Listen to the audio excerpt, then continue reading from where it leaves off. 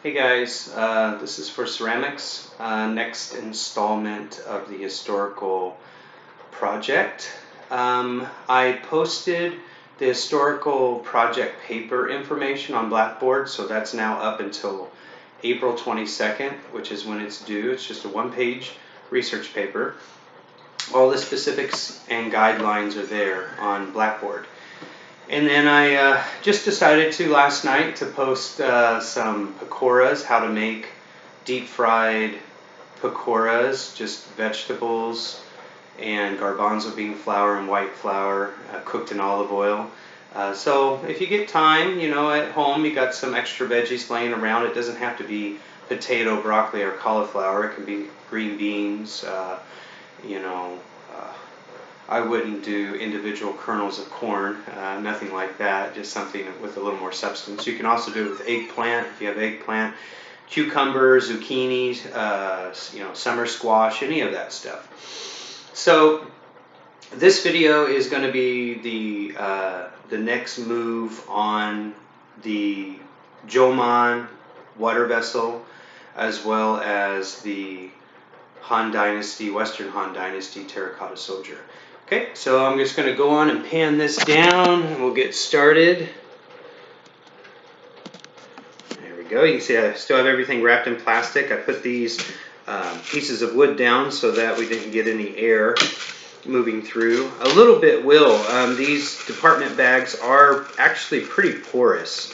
So using these versus a plastic bag that you would use for your trash can in your kitchen or your bathroom, those are a little more sealed, a little more tight. The matrix of that plastic and those polymers are a little tighter versus this loose plastic, which is a little more airy. Not sure why they do that, but they do. So anyway, like I said with this, I left part of it on the dry board and then covered the rest of it. So you can see it took some moisture out of the clay and it's now in there. Okay, so that's what I mean. This is an indicator that if you leave these on, the sheetrock or the plaster, it will take the moisture out of the clay, and this is a good indicator. Versus this, you can see I'm moving it around, and it's because it's in the plastic. So I take it directly out of the plastic. And the moisture level here, you can see there's no dampness on this board versus the dampness on this board. Okay, I wanted the dampness to be taken out and extracted a little bit because this is a plinth or base that the figure is going to stand on. If I start building the figure on it when it's still wet and hollow, then it could collapse and push inward, and I don't want that. This is the utilitarian form, so it's really nice and wet and still pliable and flexible. So this is great. I don't even have to slip and score because it's still so wet. I can just add the next coil. Now if it gets dry, like almost to the leather hard, then you need to score and you need to slip and add the next coil.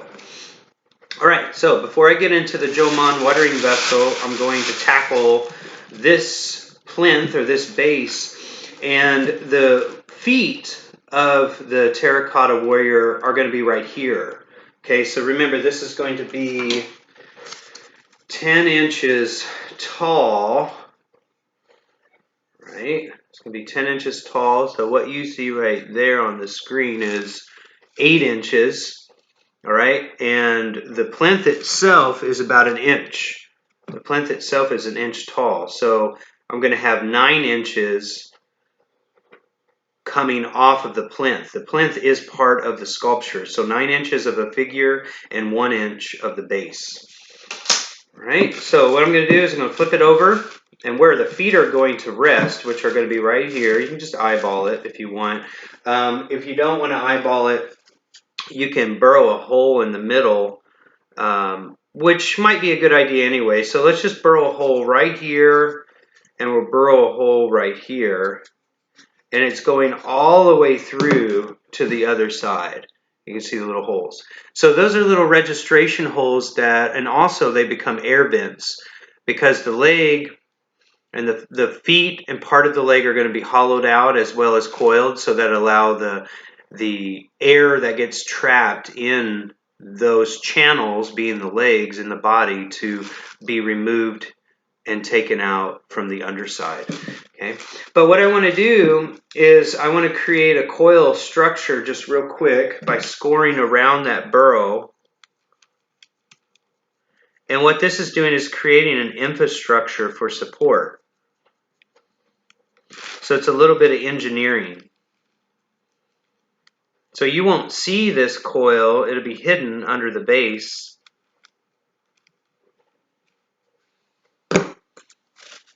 But it will help hold up the legs and the weight of the figure, the terracotta warrior, on the top side.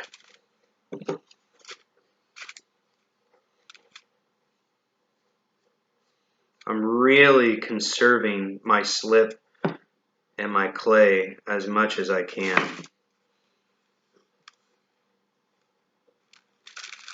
So really scraping any little bit that I get on there. Okay. All right, that should be enough.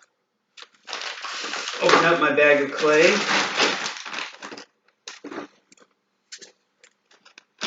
And I'm just simply going to make a coil, a thick coil that's the same as about 1/2 inch. It's the same gauge, the same depth. I'm just going to pinch it down into the scoring and the slipping.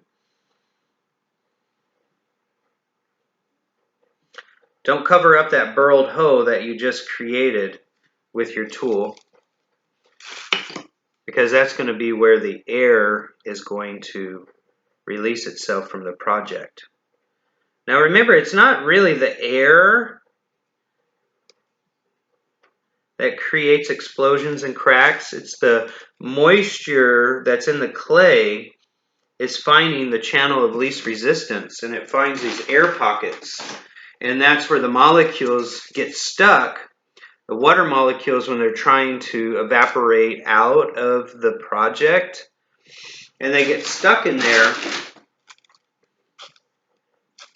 and then they speed up because of the heat, like in the kiln. They speed up really fast, and if they're trapped and they have no place to go, they're gonna run into the walls of the clay, and that's where it's gonna blow that wall from that project out and away. And that's where you see your damage, not in our firings, but because we go nice and slow, but that's where you will sometimes see damage, or the molecules are moving really fast. They can't find an air vent or a channel to evaporate and vapor, become that vapor and remove as that vapor. So it hits the walls really hard, and it hits them so hard that it just blows. They speed up so fast it just becomes a powder keg. It just kind of blows up. Okay, or it cracks.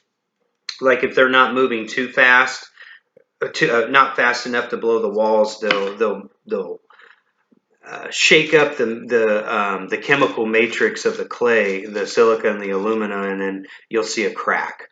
All right. So anyway, I'll flip this over. I now have that reinforcement. I have my 2 pilot holes to work with, my registration, and then I don't have a printer at home, so I'm referring to images online. So I don't have one to hold up for you, but just referring to those images. And again, you can look up the terracotta warriors from the Western Han Dynasty. Right? I'm just going to try to get 2 general, these would be boots, warrior boots. Right? Going to leave them solid at first. All right, try to get them about the same size, just a little bit more. Excuse me.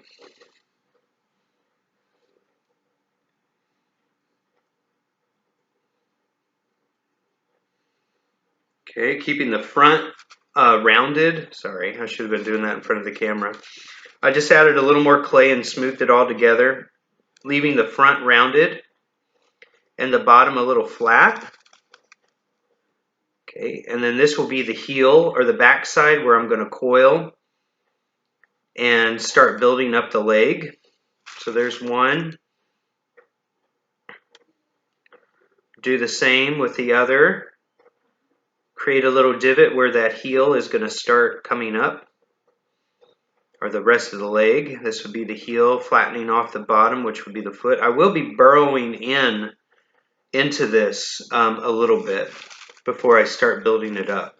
Okay, so just again getting the visual shape, leaving or the general shape, leaving enough clay so whenever it sets up, I'm going to be able to carve away.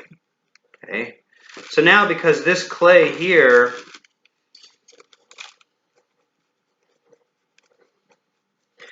has set up, I do want to score and slip the feet well onto the top of the plinth. Okay, leaving those pockets open. Okay. And then before I just want to line them up real quick, make sure it looks good. Okay, then I'll score the underside of the feet. Add a little bit of slip.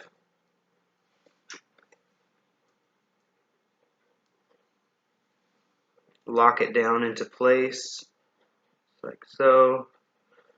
I'm not smoothing the feet down into the top of the base because I want there to be a little bit of a shadow under there. It's going to make the figure really stand out more, especially its feet, his feet.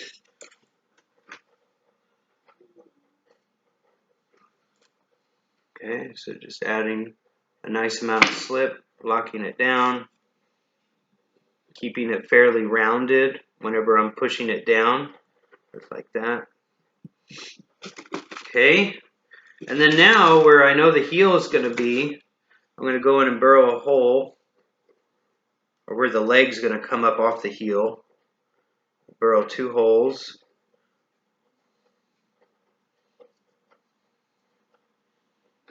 Okay, kind of opens them up a little bit, just like that. And then now I'm going to start adding the coils on top to make the rest of the leg. Because it's wet, I can just add it directly on like that. Okay, don't get the coils too thin. You know, leave them a little thicker like that. All right, a little more than 1/4 of an inch. Because if the coils get too thin, you might lose structure, and then the ankles or the shins could break. Okay, they could break away. So we want to make sure that there's no breaking going on. You want these coils at the shins and throughout the whole form to be nice and substantial, so that they don't get weak and they don't break. Okay, so what I'll do is I'll just keep building this up and I'll keep going.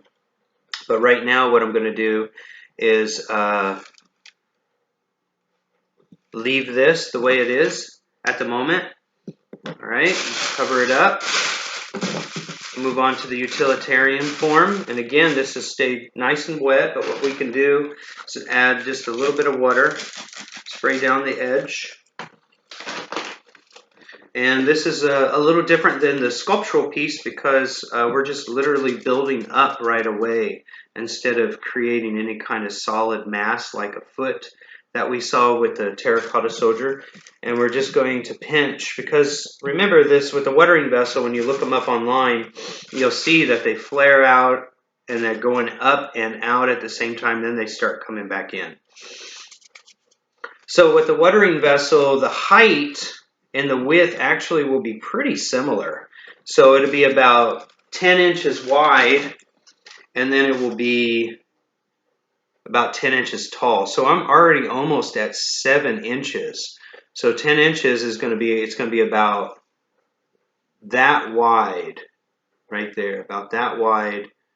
All right. So I got to keep that in mind whenever I'm building up. Again, I like to make my coils by hand so that they don't get too thin and they don't dry out. It goes really fast. It's very quick.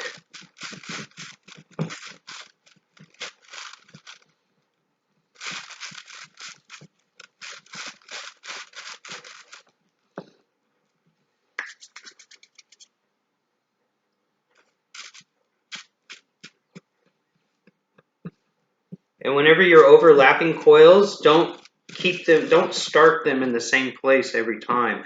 Like you don't want to have a coil that runs from here to here for the next level. You want it to start here, which is where I left off, and wrap all the way around past this seam. All right, you don't want to line up the seams and make a line that's going up from the seam all the way to the top, because there's a chance it could crack. So it's like brickwork. Whenever you're stacking bricks, you try to overlap the seam with a solid piece of clay, in this case, in a brick, whenever it comes to masonry work. And that just prevents the chance of it cracking. It lessens it quite dramatically.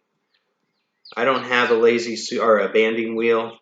Some of us were calling it a lazy Susan, so I'm just kind of rotating my body.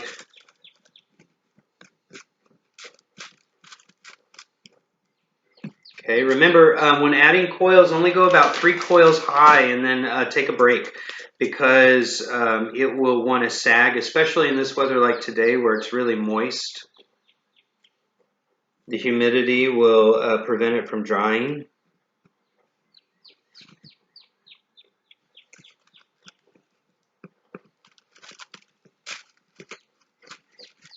Okay, you can see how I'm starting to develop it. I'm starting to really span it out. I'm going to check my measurement, see where we are. Okay, we went from 7 to 8.5. So now I'm going to start pushing it up a little bit to get a little more height, because we're almost at the dimension of the width that I need. Okay, so I got that. So now what I'm going to do is I'm going to take my finger and I'm just going to go in and smooth out all these coils, using my hand on the outside as reinforcement so I don't lose the shape. This is another reason why you leave the coils a little bit thicker, because you're going to need to smooth all of this out. So you might start with a thick, 1/4 inch coil, but it will be compressed down to about half that size, half that gauge, by the time you pinch it together onto the subsequent coils, or the previous coils, not the subsequent. Yeah. Anyway, you know what I mean. The previous coils. And then also whenever you go and you smooth it out, it's going to thin down the gauge even more. Okay, so every 3 coils, go on and smooth it out on the inside. I go from the top down on the inside.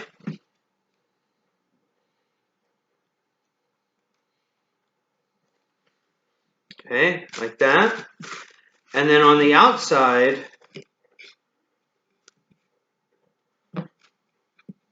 I'll use a rib, and I'll go from the bottom up.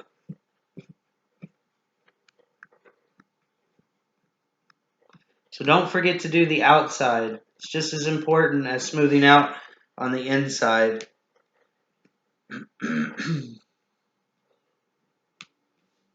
You do that all the way around. If you have one of those blue ribs, that's the best. This is a really large rib, so it allows me to take care of a lot of surface area quickly. But those little blue rubber ribs that you have are the best.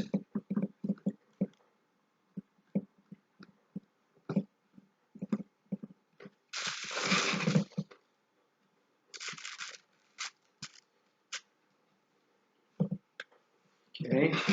Don't worry about the bottom. We'll cut that down, and once we get the form built up a little bit more. And then also by finishing the smoothing process on the outside, you start to get the height back that you might have missed or you might have lost whenever you were compressing it down from the inside. So if you're looking for height and you start smoothing out on the outside first, and then you come in and smooth the inside last, all that height that you worked on the outside will be deflated, right? Versus if you start on the inside, the project might deflate or be compressed down a little bit, but then you'll be able to come back from the outside, smoothing from the bottom up, to recalibrate that height, which is what I did, and I'm coming back with my hands to finish with the height, with the rest. Okay. So I'll leave that where it is. I'm covering my clay up in the plastic. I'm covering my slip up with plastic so that none of it dries out. And then I'm also going to, again, put this project inside the bag. Okay. And I'm also now going to put this project inside the bag. Cover both of them up. Hug the plastic around the pieces so that they don't dry out. Use my trusty little sticks and make sure that they're nice and tight. Okay guys, I'll be talking with you really soon in Zoom.